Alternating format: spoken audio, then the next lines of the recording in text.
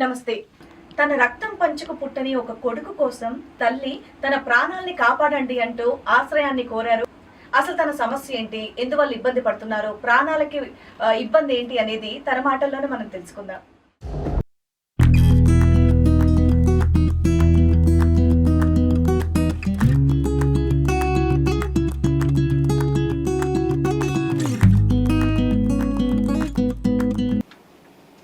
నమస్తే సార్. నమస్తే. నమస్తే. కూర్చోండి. చెప్పండి అమ్మా. నేను మా బాబు ఆరోగ్య సమస్య కోసం వచ్చాను మేడం. నాకు కొంచెం హెల్ప్ చేయండి. మా వారి తరపున ఏమీ హెల్ప్ చేయట్లేదు. ఏంటి మీ బాబుకే మీ వారు హెల్ప్ చేయట్లేదా? హెల్ప్ చేయట్లేదు మేడం. అందుకే కొంచెం అంటే మీరు అనే తండ్రి కొడుకు హెల్ప్ చేయట్లేదు. అవును మేడం. ఇంతకు ఏ ఊరు నుంచి వస్తున్నారు మీరు? గుంటూరు మేడం. సో గుంటూరు నుంచి వస్తున్నారు మీరు. మీరేంటి హౌస్ వైఫా లేకపోతే వర్క్ చేస్తారా? లేదు madam, house wife. Second marriage. ఆ. బాబు వాళ్ళ మదర్ చనిపోయిన తర్వాత నన్ను బాబు మదర్ చనిపోయిన తర్వాత అంటే ఈ బాబు మీ బాబు కాదా? బాబు కాదు. మీ బాబు కాదు? కాదు కాదు. బాబు 10 years వచ్చాక తర్వాత నన్ను మ్యారేజ్ చేసుకున్నారు. Second marriage. ఓకే. నాకు ఇద్దరు బిడ్డలు. ఈ బాబుని సరిగ్గా చూడలేదు. సొంత తండ్రి కొడుకుకి డబ్బులు ఇవ్వట్లేదు. అవును. కానీ ఇప్పుడు సౌతి తల్లి మీరు ఆయనకు డబ్బులు ఇద్దాం అనుకుంటున్నారు. అవును మేడం, ఎందుకంటే నేను కూడా అప్పుడు పరిస్థితులు బట్టి నేను సరిగ్గా బాబుని చూడలే. చాలా గొప్ప విషయం. ఇది యాక్చువల్లీ నమ్మశక్యంగా లేదు నిజం చెప్పాలి అంటే.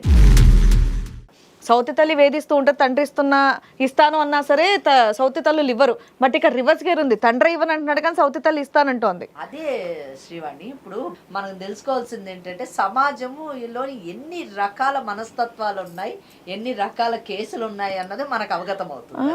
కొత్త విషయం. ఇంకొక విషయం కూడానండి, అది కన్న తెల్ల పెంచిన తెల్ల అని కదా, తల్లి మనస్సు అనేది ఇక్కడ ఆవిడలోంచి మనకు కనిపిస్తుంది. తల్లి ఒక మహిళ, ఒక మహిళ హృదయము ఎంత ఆ మాతృ హృదయం కలిగి ఉంటుంది అన్నది తెలుస్తుంది.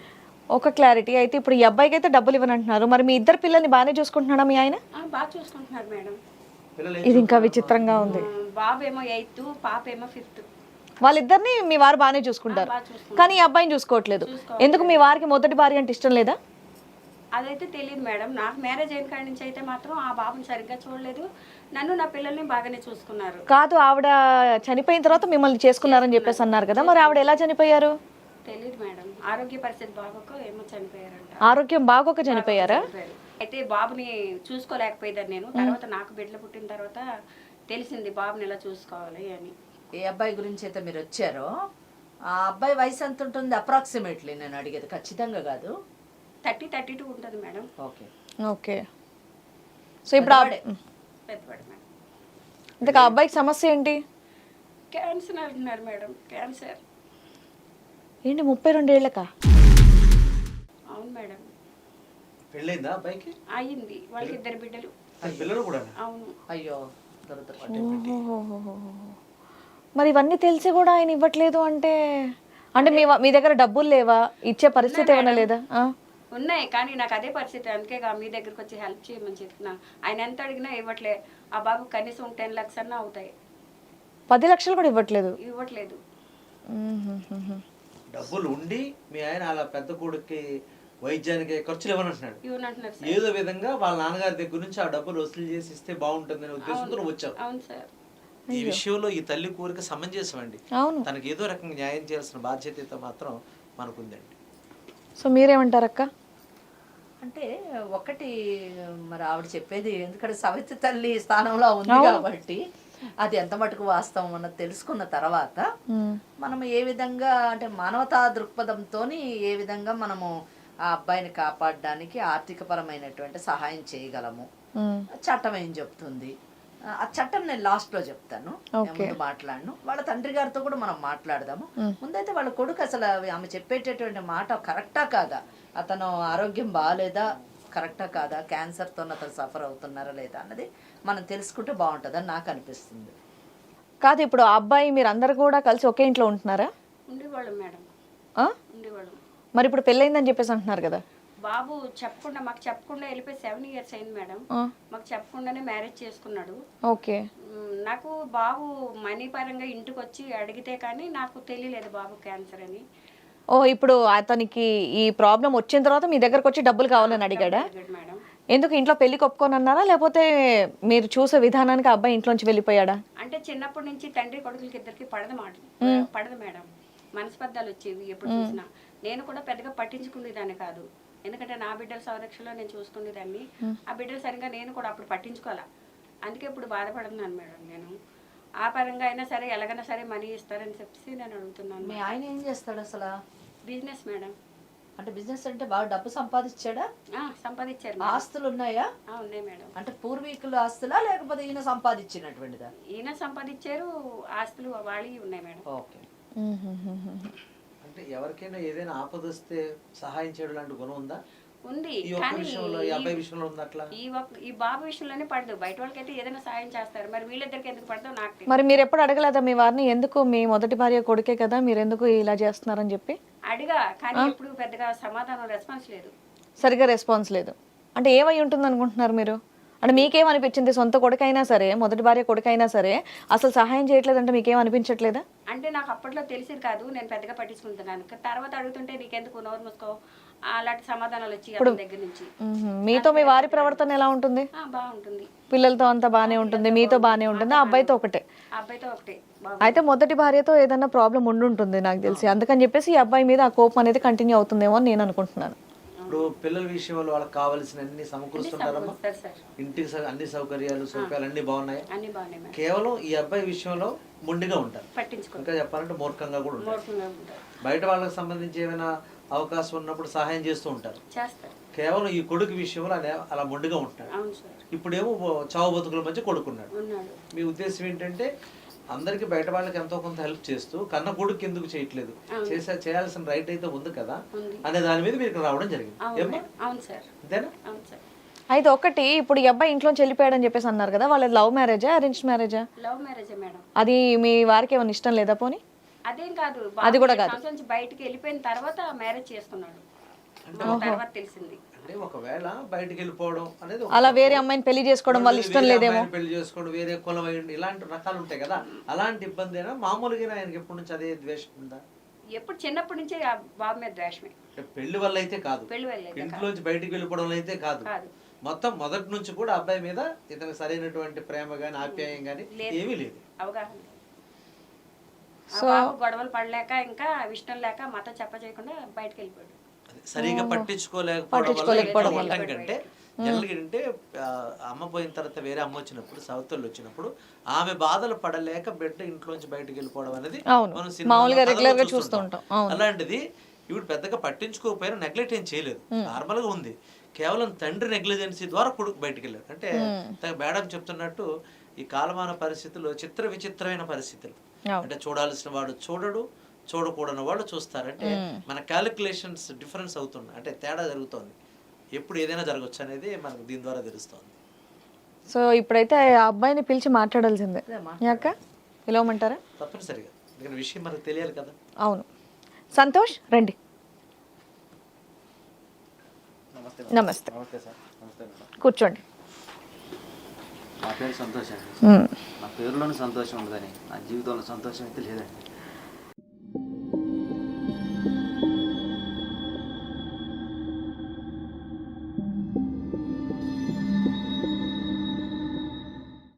అదే విన్నాం చెప్పారు ఇప్పుడే, మీకు ఇది క్యాన్సర్ వ్యాధి ఉందన్నట్టుగా విన్నాము. సో ఇది చాలా బాధాకరమైన విషయం. ఏం క్యాన్సర్ అమ్మా? Lung cancer.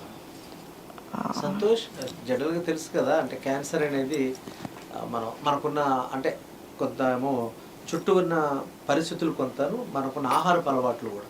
అంటే మీకు ఏమైనా స్మోకింగ్, డ్రింకింగ్ అట్లాంటి అలవాటు ఉందమ్మా? లేదు. ఏమీ లేదా? లేదు. అంటే యాక్చువల్గా మేడం, అంటే కొన్ని సందర్భాల్లో ఏమీ లేకపోయినా వచ్చే రేర్ కేసులు అక్కడక్కడ ఉంటాయి. అది సంతోష్కి రావడం అనేది కొంచెం బాధాకర దృష్టం. ఏది ఏమైనా కానీ చాలా దురదృష్టం, చాలా దురదృష్టం. ఇంకా నీకు అంటే ఎందుకు దురదృష్టం అంటున్నానంటే, ఓకే ఈ మధ్యకాలంలోని 50% అనేక రకాల జబ్బులకి మనం తినేటటువంటి ఆహారం, మన life style, what ever it is, రోగాలు పాలవుతూ ఉన్నారు. కానీ ఇక్కడ ఏంటంటే తండ్రి ప్రేమకు కూడా దూరం అవడము, చిన్నప్పుడే తల్లి చనిపోవడం అన్నది ఇక్కడ దయనీయమైనటువంటి పరిస్థితి. అన్ని విధాల దురదృష్టపడుతుందని చెప్పచ్చు. నిజానికి నీకు ఇంకా ఇద్దరు చిన్న చిన్న పిల్లలు అని చెప్పేసి కూడా అంటున్నారు అక్కడ మీ పిన్ని భార్య. అవును మేడం, చిన్నపిల్లలు ఉన్నారు. ఇప్పుడు ఎంతవరకు డబ్బులు ఖర్చు అవుతాయి దానికి, నీకు కావాల్సినటువంటి ట్రీట్మెంట్కి? 10 lakhs అవుతుంది మేడం. 10 lakhs. అప్రాక్సిమేట్లీ. అవును మేడం. సో మీ నాన్న దగ్గర బోల్డ్ అంత డబ్బు ఉందిగా, ఉంది మేడం. మరి ఇవ్వనంటున్నారంట. ఇవ్వనంటున్నారు మేడం. అది దేనికి? అది ఎందుకు ఇవ్వనంటున్నాడు, అసలు ఎందుకు నా మీద అసలు ప్రేమ లేదు, అసలు నన్ను ఒక కొడుకు కానీ ఎందుకు చూడలేకపోతున్నాడో నాకు అర్థం కావట్లేదు మేడం. మనం ఎప్పుడు అడగలేదా? అడుగుదామంటే అప్పుడు తెలియని వయసులో నాకు 5 సంవత్సరాలు ఉన్నప్పుడే మా అమ్మగారు చనిపోయారు మేడం. మీ అమ్మగారు ఎలా చనిపోయారు? మా ఊరేసుకొని చనిపోయింది మేడం. ఉరేసుకుని చనిపోయారు. హ్యాంగ్ చేసుకున్నారా? అవునండి. అంటే మీ నాన్నగారు ఏమైనా మీ అమ్మగారిని హెరాస్మెంట్ చేసేవారా, ఇబ్బంది పెట్టేవారు? అంటే నాకు చిన్న వయసు కదా సార్, అది ఎప్పుడు గొడవలు జరుగుతూ ఉంటాయి, తిట్టుకుంటూ ఉంటారు, ఏదో అరుస్తూ ఉంటాడు, అమ్మ బాధపడతా ఉంటుంది, ఏడుస్తూ ఉంటుంది. ఆమెను చూసి నాకు చాలా బాధ, నేను తెగ ఏడ్చేవాడిని. చిన్నవాడు కదా, 5 ఏళ్ల వయసే కదా. అవును మేడం. ఏం అడగాలో నాకు తెలియదు, అసలు ఆ గొడవ ఎందుకు జరుగుతుందో తెలియదు, దేనివల్ల అర్థం కాదు. తిడతా ఉండేవాడు, బాధపడతా ఉండేది. అలా రోజు జరుగుతూనే కొద్దీ దానివల్ల ఆయన తిడటం వల్ల లేకపోతే అనరాని మాటలు అనటం వల్ల అమ్మ అలా చేసుకుందని నేను అనుకున్నాను. మీకేమన్నా అంటే చాలా చిన్న వయసు కదా, ఆ వయసులో అనరాని మాటలు అన్న ఏమన్నా గుర్తున్నాయా? ఏమనేవారు అని ఏమన్నా? అంటే బూతులు తిట్టేవాళ్ళు మేడం. అంటే తాగుడు అలవాటు ఏమైనా ఉండేదా మీ నాన్నగారికి? లేదండి, తాగుడు అలవాటు లేదు. లేదండి. నాకు తెలిసి అదొక అనుమానం లాంటిది. జనరల్ కూడా మానసిక సమస్య. నాకు తెలిసి మీ అమ్మగారు కొంచెం అందంగా ఉండి ఉంటారు కాస్త, అంటే చూడడానికంటే. మీరు చాలా చక్కగా ఉన్నారు చూడండి. మీరు చూడడానికి బాగున్నారు కనుక మీ అమ్మగారు కూడా బహుశా కొంచెం అందంగా ఉండటం కూడా ఆడవాళ్ళకు కొన్ని సందర్భాల్లో శాపంగా ఉంటుంది. మీ నాన్నగారు ఏదో కొంచెం కలర్ తక్కువ అయి ఉండొచ్చు, మేబీ ఆవిడ అంత అందంగా ఉండడం వల్ల బహుశా అనుమానాలు రకరకాలు జరుగుండొచ్చు. ఇవన్నీ నీకు తెలియదు కదా, బహుశా అయ్యి ఉండొచ్చు, అంతే మన ఊహ మాత్రమే. ఏమైనా మీ అమ్మగారు చావు కారణం మీ నాన్నగారే, సందేహం లేదు. సందేహం లేదు. అందుకని చెప్పి మేబీ ఆయనకి ఈ అబ్బాయి అంటే ఇష్టం లేదేమో. ఆయన ఇంత కక్ష ఏంటి అబ్బాయికి, కొడుకుకి బాలేకపోయినా డబ్బులు ఇవ్వను అన్నంత కోపం ఏంటనేది అర్థం కావట్లేదు. శివాణి గారు అసలు యాక్చువల్గా వారసుడు కోసం పరితపిస్తారండి. ఆయన మగబిడ్డ ఉన్నాడు అంటే వాడు వారసుడిగా తీసుకుంటారు కదా. అలాంటిది చక్కగా బాగున్నాడు కుర్రాడు, అలాంటిది పిల్లోడి మీద ద్వేషం పెంచుకోవడం అంటే నో డౌట్ ఇందులో కాస్త మానసికమైనటువంటి రుగ్మత కూడా ఉండొచ్చు. ఇంకోటి ఏంటంటే ఏదో బిజినెస్ పెట్టుకుంటానో లేదంటే ఖర్చులకనో ఫారెన్ ట్రిప్లకనో డబ్బులు అడగట్లేదు. ఇప్పుడు ఒక వ్యాధి కోసం డబ్బులు కావాలన్నా సరే అంత మూర్ఖంగా మనిషి ఉన్నాడు, డబ్బులు ఇవ్వట్లేదు ఉండి కూడా అంటే ఇది కొంచెం మీరు అన్నట్టుగా వెరీ పర్టికులర్ గా. ఇప్పుడు మన మంజుల గారు చెప్తారు లెక్క ప్రకారం ఆలోచిస్తే బయట వాళ్ళందరికీ హెల్ప్ చేయడానికి ఏదో రకంగా హెల్ప్ చేస్తారంట. కన్న కొడుకు వచ్చేటప్పటికి అది కూడా కాని పరిస్థితులు.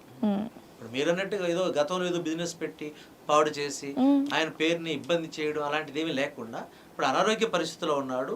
ఇప్పుడు తండ్రి తప్ప వేరే దిక్కు లేదు. అప్పటికి కూడా వీరు చెప్తున్న లెక్క ప్రకారం కొంత అమౌంట్ అక్కడ ఇక్కడ అప్పు చేసి 3-4 లక్షల రూపాయల వరకు తను చేయగలిగినంత వరకు ఖర్చు తను చేసుకోగలిగాడు. కాంట్రిబ్యూట్ పొజిషన్లో తను అడుగుతున్నాడు. ఈ టైంలో ఆయన రిలీజ్ కాకపోతే ఆలోచించాలి. ఎందుకంటే తినకు కూడా భార్య పిల్లలు వీళ్ళందరూ కూడా ఉన్నారు. మరి ఇంత ఆలోచించకుండా ఎందుకున్నారు ఆ మనిషి అనేది తెలియట్లేదు. ఆయనతో కూడా మాట్లాడితే బాగుంటుందేమో. మరి అసలు మీరు చెప్పండి, ఎందుకు ఆయన అంతగా మొండిగా ఉన్నారు? మీరు పోయి అడిగారా, నాకు సహాయం చేయండి, నాకు ఇలాగా నా ఆరోగ్యం బాగాలేదని అడిగారా? నేను అడిగానండి. అడిగితే నేనైతే ఇవ్వను, నువ్వేం చేసుకుంటావు చేసుకో, నువ్వేమైపోయినా నాకు పర్లేదు, అసలు నా కొడుకు గానే కాదు, అసలు నువ్వు ఎవరికి పుట్టావో అని ఆ మాట అనేసాడు. ఓకే, మీరు అంటే మీరు ఆయనతో కలిసి లేరు? లేనండి. మీ కుటుంబం, మీ భార్య? మాకు 5 సంవత్సరాలు ఉన్నప్పుడు అమ్మ చనిపోయారు కండి. నాకు 10 years వచ్చిన తర్వాత పిన్ని గారిని ఆవిడ మ్యారేజ్ చేసుకున్నారు. ఓకే. ఆవిడ చేసుకున్న తర్వాత కూడా నాకు అసలు చూసుకునేవాడు కాదు. అసలు నేను ఒక ఇంట్లో అమ్మ నాన్న ఉన్నా కానీ ఒక అనాథ లాగా, నేను ఒక అనాథనే.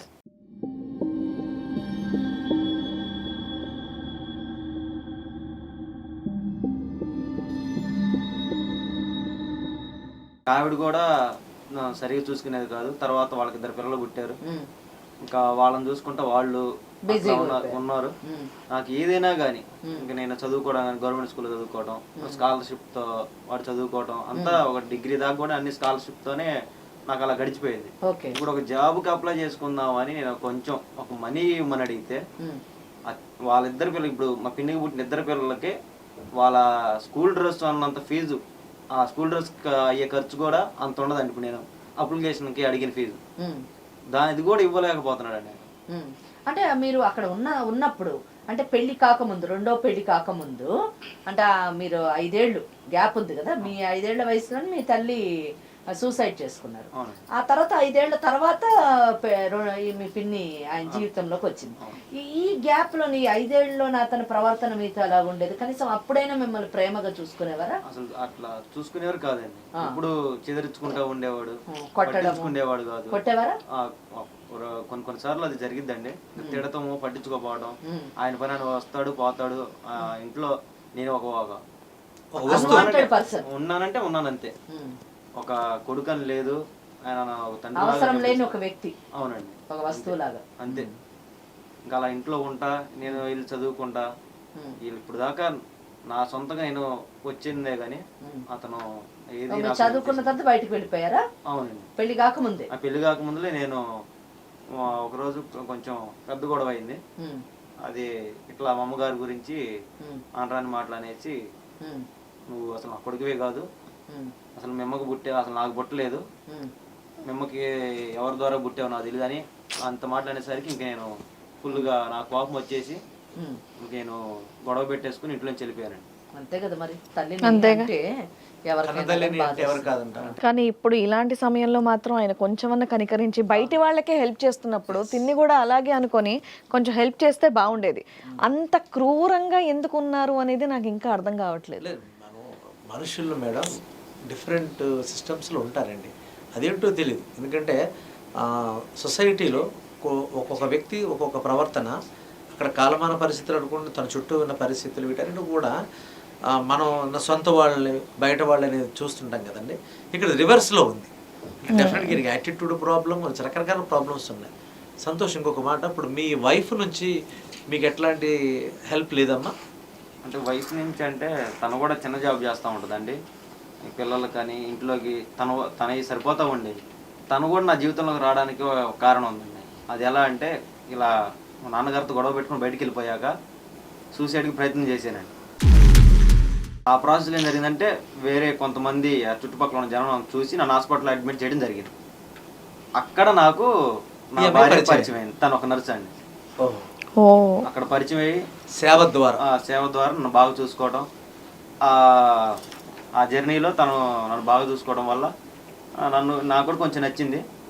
అప్పుడు నన్ను అడిగిందండి, ఏం జరిగిందండి, ఎలా ఎందుకు మీరు సూసైడ్ చేసుకోవాల్సి వచ్చిందంటే, అప్పుడు జరిగిందంత చెప్పానండి. ఇలా బయటకు గొడవ పడి వచ్చాను, నాకు తల్లి తండ్రి ఉన్నా కానీ నాకు లేనట్టే, నాకు అనాథనే నేను, అందుకే నేను ఇంకా బ్రతకలేక చనిపోవాలనుకున్నాను అంటే, అప్పుడు తను అంది, నేను కూడా తల్లిదండ్రులు లేరు నాకు ఎవరు, నేను ఆర్ఫనేజ్లో పెరిగాను, చదువుకున్నాను, ఇప్పుడు ఇలా నర్సు లాగా చిన్న ఉద్యోగం చేసుకుంటున్నాను, మనకు చేతులు కాళ్ళు బాగుంటే ఏదో పని చేసుకుని బతకొచ్చు, కానీ ఇలా చనిపోవాల్సినంత అవసరం లేదని చెప్పేసి నాకు కొంచెం మంచి మాటలు చెప్పి కొంచెం బాగా దగ్గరైందండి. నేను హాస్పిటల్ నుంచి బయటికి వెళ్ళిపోయిన తర్వాత కూడా ఒక 2-3 సార్లు నాకు పరిచయం అయింది. ఇంకా ఆ తర్వాత ఆ పరిచయం కొంచెం నేను ఇష్టంగా మార్చుకొని తనని మ్యారేజ్ చేసుకున్నాను. శ్రీవాణి గారు, ఇక్కడ ఏమవుతుందంటే, ఒక మనిషి ప్రేమను కోల్పోయాడు అనుకోండి, ఆ ప్రేమ ఇంకెక్కడైనా లభిస్తే చాలా ఇమీడియట్గా మనం అట్రాక్ట్ అవుతాం కదా. చూసాడు, విధి ఎంత విచిత్రమైందో, చావాలనుకున్న వాడిని బ్రతికించింది. బ్రతకాలి అనుకుంటే మళ్ళీ చావు తనని వెంటాడుతోంది.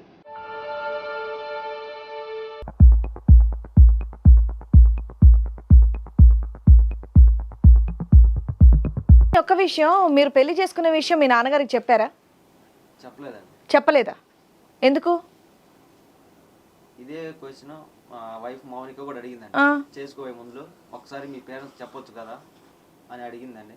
కానీ నాకు ఆయన అన్న మాటలు, నన్ను బాగా ద్వేషించడం, కోపాడటం, ఒక తండ్రిలాగా నన్ను చూసుకోలేదు. ఇంకా నాకు అవన్నీ మైండ్లో ఉండిపోయి నేను వాళ్ళకి చెప్పాలనుకోలేదండి అసలు. సరే, ఇప్పుడు తండ్రి అన్నాక బోల్డ్ అని తిడతాడు అంటే, ఆయన తిట్టిన తిట్లు అనేవి నిజంగా చాలా తప్పు విషయమే. అయినా సరే, ఇప్పుడు కొడుకు పెళ్ళి అనేది ఒక పెద్ద విషయం, ప్రతి తండ్రికి తెలియాల్సినటువంటి విషయం. అది కూడా చెప్పనందుకు ఆయన ఏమైనా ఫీల్ అయ్యాడేమో. అప్పుడు ఆ సిచ్యువేషన్ అలా ఉందండి, నాకు చెప్పబుద్ధి కాలేదు. నేను ఒక అనాథాన్ని ఫీల్ అయ్యాను. నాకు దొరికిన ఆమె కూడా ఒక అనాథే. పెళ్లి చెప్పలేదు అని చెప్పేసి అక్కడి నుంచి డిస్ప్యూట్ స్టార్ట్ అవ్వలేదు, ఆయన పుట్టుకే ఒక డిస్ప్యూట్ గా స్టార్ట్ అయింది ఇక్కడ. అందుకే నాకు ఆ మాటలన్నీ గుర్తొచ్చి నాకు ఇంకా చెప్పబుద్ధి కాలేదు మేడం. అందుకనే తను కూడా ఏంటంటే, ఎప్పుడు నాకు తండ్రి నుంచి ప్రేమ దొరకల. ఆ ప్రేమ అనేది నేను తన దగ్గర నుంచి పొందాను. అందుకనేసి మేమిద్దరం కలిసి పెళ్లి చేసుకొని మా అంతరకు మేము ఉన్నాం. కానీ కొన్ని రోజుల తర్వాత ఏంటంటే నా ఆరోగ్యం ఎందుకు బాగోట్లేదు మేడం. బాగా దగ్గు రావటం, ఆయాసం అలా వచ్చేసరికి నాకు ఎందుకు హాస్పిటల్కి వెళ్ళి చూపించుకోవాలనిపించి ఒకసారి చెక్ చేయించుకుందని వెళ్ళాను మేడం. అప్పుడు ఏంటంటే నాకు ఇలా ఈ లంగ్ క్యాన్సర్ ఉందని తెలిసింది.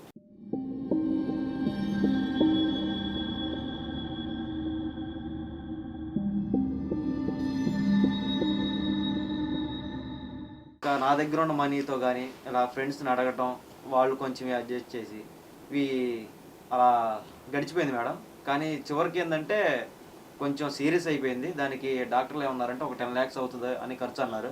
అంత అంటే నేను భరించలేను, అంత దగ్గర నా దగ్గర కూడా లేదు. సరే కదా అని చెప్పేసి ఇన్ని సంవత్సరాల నుంచి దూరంగా ఉన్నాం కదా, ఇప్పుడన్నా తండ్రి నాన్న మారతాడేమో అని చెప్పేసి ఒకసారి ఇల్లు అడుగుదాం అనిపించి ఇంకా తప్పక పరిస్థితిలో నేను ఇంటికి వెళ్ళి అడిగితే కూడా అప్పటికి కూడా ఇన్ని సంవత్సరాల తర్వాత కూడా ఆయన ఏమాత్రం కొంచెం కూడా మారలేదు. సేమ్ మళ్ళీ అలాగే నన్ను ఎందుకు వచ్చావు అనడం, నువ్వు బయటికి వెళ్ళిపో అనడం. నేను నా ప్రాబ్లం చెప్పినా కానీ నువ్వు నీకు ఏం వచ్చినా కానీ నాకు సంబంధం లేదు, నేను రూపాయి కూడా నీకు ఇవ్వను, నువ్వు ఎలా పోతావు పో అని ఇంకా అలా అనేసాడండి. ఇంకా అక్కడి నుంచి నేను ఇంకా వెళ్ళిపోతుంటే మా పిన్ని గారు కూడా ఆవిడకి ఎప్పుడు నన్ను బాగా చూసుకునే ఆవిడ కూడా ఎందుకో నన్ను ఆపి కొంచెం నా మీద జాలి చూపించి తన దగ్గర ఉన్న ఒక 3 lakhs మనీ నాకు ఇచ్చి ఇవి వాడుకో సంతోష్, ఇంకా ఏమైనా అవసరం అయితే నేను కొంచెం దాచి మీ నాన్నకు తెలియకుండా తీసుకొని నేను అవసరమైతే నేను పంపుతూ ఉంటాను అని ఆవిడ ఒక తల్లి ప్రేమతో ఇప్పుడు ఈ మధ్య నన్ను బాగా కొంచెం ఒక కొడుకు అనే ఉద్దేశంతో నాకు ఆ 3 lakhs కూడా ఇవ్వడం జరిగింది.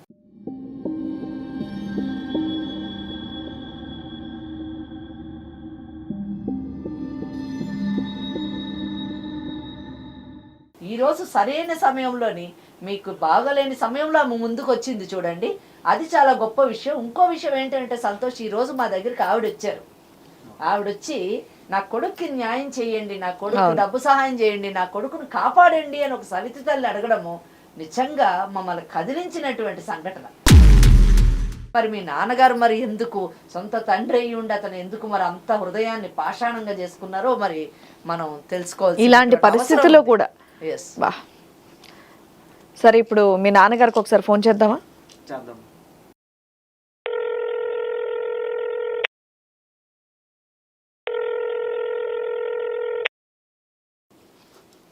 హలో హలో, ఎవరు? శంకరయ్య గారా అండి మాట్లాడేది? అవునండి, శ్రీవాణిని మాట్లాడుతున్నాను. చెప్పండి మేడం.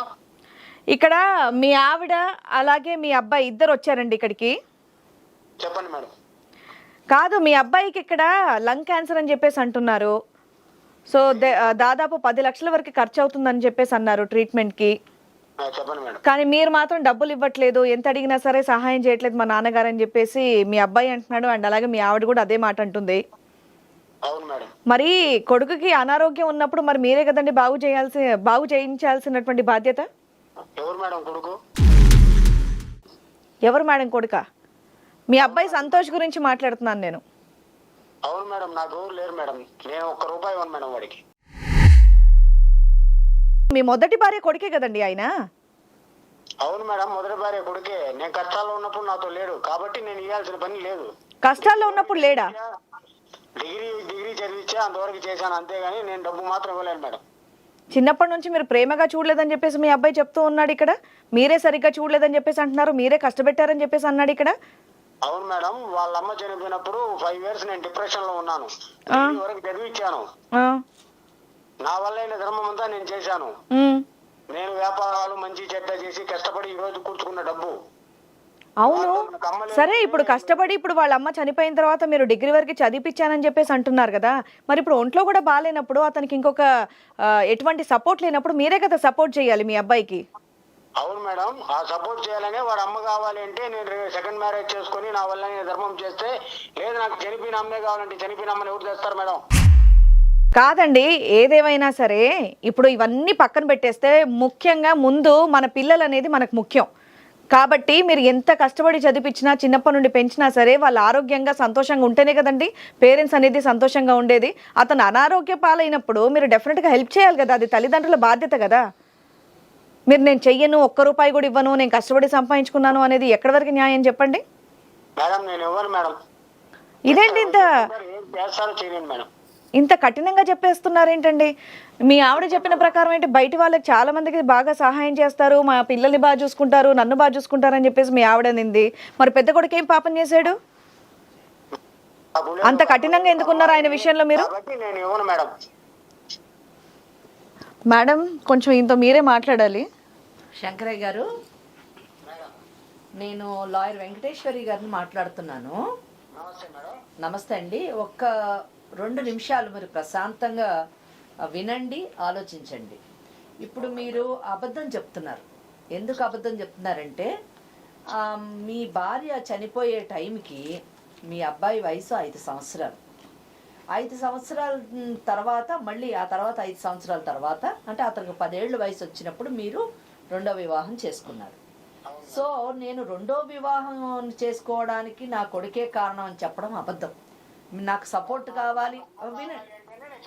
ఆ 10 ఏళ్ల వయసులో నాకు అమ్మ కావాలి అని చెప్పేసి ఆయన అడిగేటటువంటి పరిస్థితిని ఒకవేళ అడిగి ఉంటే ఆ పరిస్థితి మీరే తీసుకొచ్చారు. నేను ఒక్క విషయం అడుగుతాను, వాస్తవం నిజం చెప్పండి. ఈ మీ మొదటి భార్య ఎలా చనిపోయిందండి?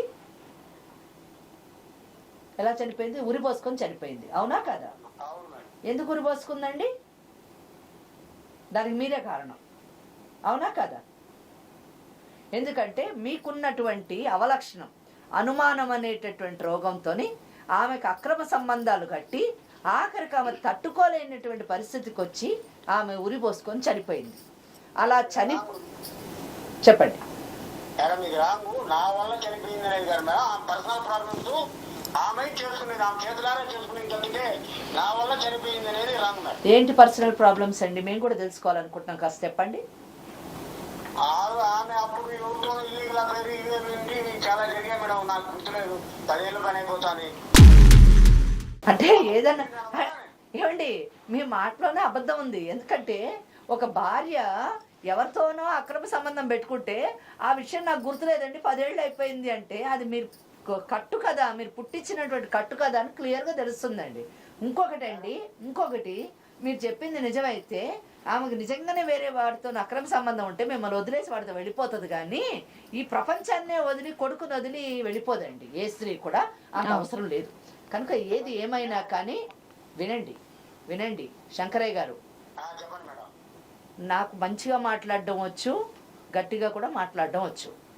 మీరు డబ్బులు మంచిగా చెప్తే మంచి మాటలతోని మానవతా దృక్పథంతోని తండ్రి కాదండి పక్కన పెట్టేసేయండి, మీ కొడుకు కాదనుకోండి, కానీ ఎవరో దారిని పోయి దానయ్య అనుకోండి, మన కళ్ళ ముందు పడిపోయాడు అనుకోండి, అయ్యో పడిపోయాడు బిడ్డ అని లేపి మనం మంచినీళ్ళు తాగిపిస్తాం. ఆ మాత్రం మానవత్వం ఇంకా ప్రపంచంలో ఉంది. సో మీరు ఎందరికో సహాయం చేస్తారు, మంచివాడు అని మీ భార్య చెప్తుంది. అదే మనసుతోని ఎవరో పిల్లోడికి క్యాన్సర్ వచ్చింది, ఆ పిల్లోడికి మనం సహాయం చేయాలి, నిలబెట్టాలి అనే ఆలోచనతో ముందుకు రండి. ఆర్థిక సహాయం చేయండి.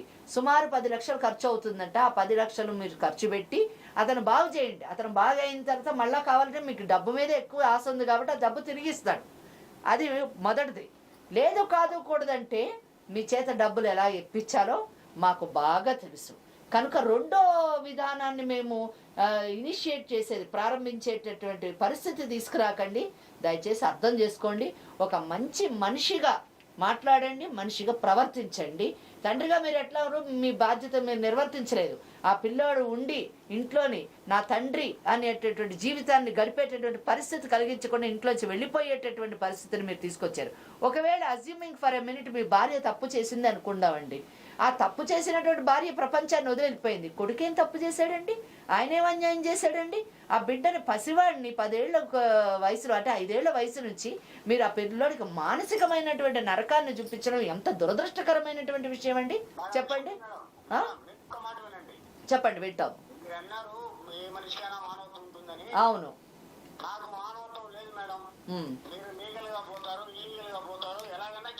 ఓకే. కొడుకు పోయినా పర్వాలేదు మీకు. మరి ఇప్పుడు మీకు ఇంకో కూతురు కొడుకు ఉన్నారు కదా, వాళ్ళ పరిస్థితి ఏంటి? వాళ్ళు బాగుంటారు మేడం, బాగా చూసుకుంటారు. వాళ్ళు బాగా చూసుకుంటారు, వాళ్ళకి ఆస్తులు ఇస్తారు, ఇస్తాను మేడం, డబ్బులు ఇస్తారు. ఇస్తాను, అన్ని ఇస్తాను మేడం. ఈ కొడుకు మాత్రం చెయ్యరు మీరు. నేను చేయను మేడం. ఎంత దురదృష్టం అండి. చాలా మూర్ఖంగా మాట్లాడుతున్నారు ఆయన. మూర్ఖంగా మాట్లాడుతున్నారు. ఇది కరెక్ట్ కాదండి శంకరయ్య గారు. నేను మూర్ఖుడు, చదువుకోలేదు, నేను ఇలాగే రెండో స్టెప్ తీసుకుంటాను. నేను ఏ విధంగా తీసుకుంటే తీసుకోండి మేడం. ఓకే, మంచిదండి. డాక్టర్ గారు మాట్లాడతారట, ఒకసారి మాట్లాడండి. శంకరయ్య గారు నమస్కారం అండి. చెప్పండి సార్. ఇక్కడ మీరు శ్రీవాణి గారితో మాట్లాడిన మాటలు నేను విన్నాను. అలాగే ఒక ఎక్స్పీరియన్స్ అంటే సుమారుగా కొన్ని వేల కేసులు డీల్ చేసినటువంటి ఒక హైకోర్టు లాయరమ్మ గారితో మీరు మాట్లాడిన విధానం చూశాను. మీ మానసిక స్థితి ఒకటి బాగోలేదని నాకు అనిపిస్తుంది శంకరయ్య గారు. ఎందుకంటే నా మానసిక స్థితి బాగలేదు, ఆ, నాకు మానవత్వం లేదు. అది తెలుస్తుంది, మీరు మానవత్వం లేదు, మూర్ఖుడు మీరు. ఎందుకంటే చనిపోయిన భార్య మీద నిందారోపణ చేసినటువంటి దౌర్భాగ్య స్థితిలో మీరు ఉన్నారు. అవును సార్, మీరు ఎన్ని చెప్పినా నేను మూర్ఖుడు, మానవత్వం లేదు, నేను ఇవ్వను సార్, నేను ఇవ్వలేను. మీకు విషయం అర్థం. లీగల్గా ఓకే, మీరు ఇల్లీగల్ పని చేశారు కానీ మేము లీగల్గానే ప్రొసీడ్ అవుతాం, అందులో సందేహం లేదు. కాకపోతే అయ్యే ముందు జరగబోయే పరిణామాలు ఏంటో నీకు తెలియాలి కనుక చెప్పాల్సిన బాధ్యత మాకుంది. కనుక ఒక విషయాన్ని చాలా స్పష్టంగా చెప్తున్నాను వినండి. మీ అబ్బాయికి రైట్ ఒకటి ఉంది, తండ్రి ఆస్తి మీద కొడుకుకి హక్కు ఉంటుంది. కేవలం ఇప్పుడు అలా కాదు శంకరయ్య గారు, మాటలు మీకు వచ్చు కదా అని మీరు ఎందుకంటే కొన్ని వందల కేసులు చూసిన వ్యక్తులతో మీరు మాట్లాడుతున్నారు. మీకు కేవలం నీ భార్య, నీకున్న ప్రస్తుత భార్య, అలాగే చావు బతుకుల మధ్య మీ కొడుకు వచ్చి ఇక్కడ అభ్యర్థించడం వల్ల మాత్రమే ఈ కేసు మేము టేకప్ చేయడం జరిగిందండి. మీరు చాలా మూర్ఖంగా నేను ఇవ్వను చేయను అంటే నీ ఆస్తిలో నీ కొడుక్కి బాగా ఉందన్న విషయం నీకు తెలుసా తెలీదా? మేము లీగల్గా ప్రొసీడ్ అయితే నీ భార్య మరియు నీ కొడుకు ఇద్దరు కేసు పెడితే నువ్వు నడి రోడ్డు మీద పడతావు, తెలుసా నీకు ఆ విషయం? చట్టమనే చెప్తున్నాను సార్, ఉంటాను. నేను చెప్పేది వినండి, లీగల్ గానే పోండి. నేను ఇల్లీగల్ పర్సనే, నా కొడుకు ఒకసారి ఇవ్వని చెప్తాను. కొడుక్కి ఇవ్వాల్సిన పని లేదు. వాడి పరిస్థితి ఎలా ఉంది? అభ్యర్థుడు నీ రక్తం పంచుకు పుట్టిన కొడుక్కి నువ్వు సహాయం చేయనంటున్నావంటే ఇది ఎంత దౌర్భాగ్య స్థితి. నువ్వు భారతదేశంలో పుట్టావా, ఇంకేదైనా దేశంలో పుట్టావు నువ్వు? సార్ ఒక విషయం సార్, చెప్పారు నేను మూర్ఖుడు, తెలుసు, మానవత్వం లేనివాడు. లేవు. అవును, మీరు ఇవ్వండి. ఇవ్వడం గురించి మాట్లాడలేదు. ఒక్కసారి గుర్తుపెట్టుకో శ్రీవాణి గారు, ఒక్కసారి మీరు దీన్ని కంక్లూడ్ చేయండి. ఏమయ్యా, వయసులో పెద్దోడివి, నేను అప్పటి నుండి ఊరుకుంటున్నాను, బుద్ధి జ్ఞానం లేదయ్యా నీకు? అక్కడ అడ్వకేట్ మేడం గారు చెప్తున్నారు, డాక్టర్ గారు చెప్తున్నారు, పిల్లోడు ఆరోగ్యం బాగాలేదంటుంటే ఎందుకు ఇంత మూర్ఖంగా మాట్లాడుతున్నావు నువ్వు? మేడం మాట్లాడేది ఏంది? వయసులో పెద్దోడు కదా అని చెప్పేసి ఊరుకుంటుంటే నేను ఇవ్వను. నువ్వు ఇవ్వక్కర్లేదు. ఎలా ఇప్పించాలో ఇక్కడ మేడం వాళ్ళకి తెలుసు, ఎలా ఇప్పించాలో మేడం వాళ్ళకి తెలుసు. లా ప్రకారం వెళ్తారు. చెప్తున్నాను, ఆ ఇప్పించమని చెప్తున్నాను. ఎలా తీసుకోవాలో, ఎలా మీ కొడుకు ఆరోగ్యం బాగవుతుంది అనేది మేడం వాళ్ళు చూసుకుంటారు. ఇక్కడ కొడుకుకి ఇవ్వాలా? ఏం మాట్లాడతావా ఇంకా కొడుకుతో నువ్వు? వాడికి ఇవ్వమని చెప్పేసి అడుగుతున్నావు నువ్వు? ఎలా ఉందని ఎప్పుడన్నా అడిగావా? తిన్నావని ఎప్పుడన్నా అడిగావా? హలో, ఏంటి ఇప్పుడు వినిపించట్లేదా? మాటలు వినిపించట్లేదా నీకు? సంతోషంగా ఉండి నేను మాట్లాడతాను. ఇవ్వండి. మాట్లాడండి, అబ్బాయితో మాట్లాడండి. ఏం మాట్లాడతారు? మాట్లాడమ్మా. హలో హలో, చెప్పండి నాన్న. నా పరువు తీసేయడానికి వెళ్ళావరా? దీనికి నా ఇజ్జత్ మొత్తం పోతుంది. ఏం చేస్తావో చేసుకో. వాళ్ళు ఏం చేసినా నువ్వేం చేసినా లీగల్ గా పోయినా నేను ₹1 ఇవ్వను నీకు. నీ వల్ల అయింది, వాళ్ళ వల్ల అయింది. ఏంటయ్యా కొడుకుని తిట్టడానికి నువ్వు అంటున్నావు? అసలు నీకు నిజంగా కొంచెం కూడా సిగ్గు లేదని అనాలి. ఎందుకంటే సౌతి తల్లి అయిన ఆవిడే ఇక్కడ వచ్చి కూర్చుంది కొడుకుకు న్యాయం చేయాలని చెప్పేసి. కన్న తండ్రి అయిన నువ్వు మాత్రం ఏం మాట్లాడట్లేదు అసలు. అవును మేడం, నాకు సిగ్గు లేదు. సవతల్లి కూడా చిచ్చి, నీలాంటి వాడితో మాట్లాడి నిజంగా మా మాటలు వేస్ట్. అనవసరంగా మా నోట్లోంచి బూతులు వస్తున్నాయి, మా నోరు పాడైపోతుంది. ఎలా చేయాలో, ఎలా ఆరోగ్యం బాగా చేయించాలో, మీ దగ్గర నుంచి డబ్బులు ఎలా వసూలు చేయించాలనేది ఇక్కడ మా వాళ్ళు చూసుకుంటారు. మీరేం చేస్తారు చేయండి. పెట్టేయ్యా, ఫోన్ పెట్టే. ఇలాంటి మూర్ఖుడితో మాట్లాడడం కన్నా నిజంగా ఫోన్ పెట్టేయడం బెటర్. నువ్వు చెప్పింది 100% కరెక్ట్ అయ్యా. కాకపోతే ఏంటంటే మేడం గారు చెప్పినట్టు చివరి ప్రయత్నం ఒకటి చేయాలి కదా, ఆయన చెప్పాల్సిన ధర్మం ఉందని చెప్పాం. కానీ ఇంత దారుణంగా, ఇంత మూర్ఖంగా, ఏమాత్రం మానవత్వం లేకుండా ఇట్లా మాట్లాడుతున్నా. ఏం చేసుకుంటారో చేసుకోండి అంట. కాకపోతే నీకు అదృష్టం ఏంటంటే సీనియర్ మోస్ట్ అడ్వకేట్ ఉన్నారు కనుక నీకు డెఫినెట్గా న్యాయం చేస్తారు. ఇప్పుడు నువ్వు అడుగుతుంది 10 లక్షలు కాదు, ఆ టోటల్ ఆస్తి 3 భాగాలుగా ఉంటే అందులో ఒక భాగం నీకు వస్తుంది, హ్యాపీగా నీకు వైద్యం కూడా చేయించుకోవచ్చు. నువ్వు అలాగ బజారుకి కోర్టుకి ఈడ్చకుండా ధర్మబద్ధంగా నువ్వు వెళ్ళావు, మీ నాన్న మూర్ఖంగా మాట్లాడుతున్నాడు, జరిగేది న్యాయం నీకే ఎక్కువ జరుగుతుంది. మేడం డెఫినెట్గా నీకు సపోర్ట్ చేస్తాను. వెంకటేశ్వరి అక్క, మరి ఇలాంటి కేసుకి ఇప్పుడు మీరు ఎలాంటి న్యాయం చేద్దాం అనుకుంటున్నారు? ఇక్కడ నేను ఒక్కటి చెప్పాలనుకుంటున్నాను, కేసు చట్టము మనము సెకండరీ ఇష్యూగా తీసుకున్నాం ఇక్కడ. ఎందుకంటే చట్టముని మనం ఇన్వోక్ చేసేటప్పుడు మనం సమయాన్ని దృష్టిలో పెట్టుకోవాలి, మన ఆర్థిక పరిస్థితిని కూడా దృష్టిలో పెట్టుకోవాలి, మనకి ఎంతవరకు హక్కు ఉన్నది అన్నది మనం దృష్టిలో పెట్టుకోవాలి. ఇక్కడ వాళ్ళ నాన్నగారు మాట్లాడడము మొండితనం వెనుక కొంచెం ఆయనకు చట్టం పైన కాస్త అవగాహన ఉంది కూడా అని అనిపిస్తుంది నిజానికి. అంటే లీగల్గా ఆయన మొత్తం అడ్వైజ్ అవన్నీ తీసుకొని ప్రిపేర్ అయి ఉన్నాడు, ఆయన చాలా తెలివైనటువంటివి. సో ఇక్కడ మనం ప్రధానంగా మనం ఈ కేసు సెటిల్మెంట్ చేయాలి అన్నది మొదట మనం చేయాల్సిందంటే, మనకు సమయం తక్కువది, డబ్బు లేదు, ఆరోగ్యం క్షీణిస్తుంది, అతనికి మృత్యు ఆసన్నమవుతుంది. సో ఆ మృత్యు నుంచి మనం అతన్ని కాపాడుకోవాలి అంటే ముందు మనం అందరం కూడా కాంట్రిబ్యూట్ చేసి అతనికి ఈ ఛానల్ ఒక మేనేజ్మెంట్ ద్వారా కానివ్వండి, లేదా మనందరం కానివ్వండి, మనము మనీ కలెక్ట్ చేసి ఫస్ట్ ఆయనకి మనము వైద్యం చేయించాలి, చేయించి అతన్ని కాపాడుకోవాలి. అది ప్రధానమైనటువంటి అంశంగా మనం తీసుకోవాలి. ఇంకా రెండో విషయము, చట్టం విషయానికి వచ్చినప్పుడు I'm very sorry to say, ఈ కేసులోని మనకు ఈ అబ్బాయికి ఎటువంటి చట్టపరమైనటువంటి హక్కు లేదు అని చెప్పడానికి చాలా బాధపడుతున్నాను. ఇమీడియట్గా ఆయన ప్రొటెక్ట్ చేసుకోవాలి కాబట్టి మన వంతు పాత్రను మనం పోషించి అతన్ని కాపాడడానికి ప్రయత్నం చేస్తే బాగుంటుందని నేను అనుకుంటున్నాను. ఇంత మటుకు డెఫినెట్గా మంచి మాట చెప్పారు మేడం.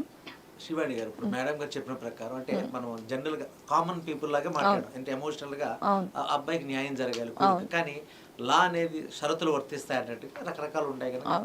మేజర్ గా మేడం చక్కటి క్లారిఫికేషన్ ఇచ్చారు. మన అదృష్టం కొద్దీ మనకున్నటువంటి పరిసర ప్రాంతాల్లో different kinds of international organisations ఉన్నాయి, అక్కడ మనం ఈ అబ్బాయికి హెల్ప్ చేసే అవకాశం ఉంది. ఈ కాన్సెప్ట్ ద్వారా మనం ఏదైతే ఈ ప్రోగ్రామ్ చేస్తున్నామో మనం డెఫినెట్గా మన చుట్టూ ఉన్నటువంటి సంస్థలు దీనికి వాళ్ళు బ్రహ్మాండంగా, ఎందుకంటే రిపోర్ట్స్ అవన్నీ మనం సబ్మిట్ చేసి ఎవరైనా ఒక 1 వీక్ ఆయనకి టైం స్పేర్ చేయగలిగితే డెఫినెట్గా మనం ట్రీట్మెంట్ చేయడానికి అవకాశాలు ఉన్నాయండి. మనం ఆ గ్రౌండ్లో కూడా వెళ్ళచ్చు. సో సంతోష్, నీ విషయాలన్నీ కూడా విన్న తర్వాత, నీ పరిస్థితి అంతా కూడా విన్న తర్వాత హిట్ టీవీ యాజమాన్యం నీకు ఇమీడియట్గా 5 lakhs అందించమని చెప్పేసి ఇదో చెక్ పంపించింది సైన్ చేసి. Thank you madam.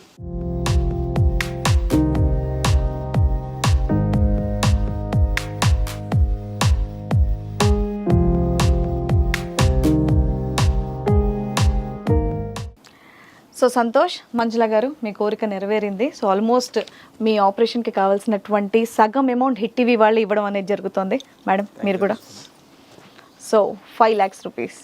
సో మిగతా 5 lakhs కూడా డెఫినెట్గా మా హిట్ టీవీ వాళ్ళు మిగతా ఆర్గనైజేషన్స్తో అందరితో మాట్లాడి ఫ్రీ ట్రీట్మెంట్ అయ్యేలానే వాళ్ళు చూసుకుంటారు. సో సార్ చెప్పినట్టుగా చక్కగా పాజిటివ్ థింకింగ్తో ఉండండి, హ్యాపీగా ఉండండి, మీరు డెఫినెట్గా క్యూర్ అవుతారు అండ్ మీ వాళ్ళందరినీ కూడా చక్కగా చూసుకుంటారు. Thank you so much madam. అయ్యో నా బిడ్డ ప్రాణాలు కాపాడారు, అయ్యో కుటుంబాన్ని కాపాడారు మేడం. అదేమీ లేదమ్మా, ఇక మొత్తం హిట్ టీవీ వాళ్ళదే. మీరు హిట్ ఛానల్ యాజమాన్యానికి మీరు కృతజ్ఞులై ఉండాలి. హిట్ టీవీ వాళ్ళందరికీ కృతజ్ఞతలు చెప్తున్నాను. నాదొక చిన్న కృతజ్ఞత మేడం. చెప్పండి.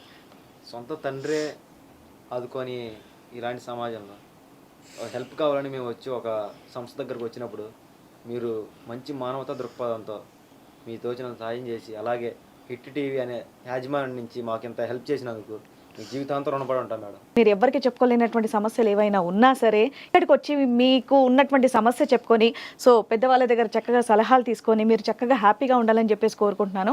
అండ్ ఇంకో విషయం ఏంటంటే, మీ డీటెయిల్స్ ఏవైతే ఉన్నాయో ఎక్కడ కూడా మీకు బయట చెప్పడం అనేది సీక్రెట్గానే ఉంచుతారు, రహస్యంగానే ఉంచుతారు. కాబట్టి హ్యాపీగా ఇక్కడికి వచ్చి మీ ప్రాబ్లం అనేది సాల్వ్ చేసుకోండి.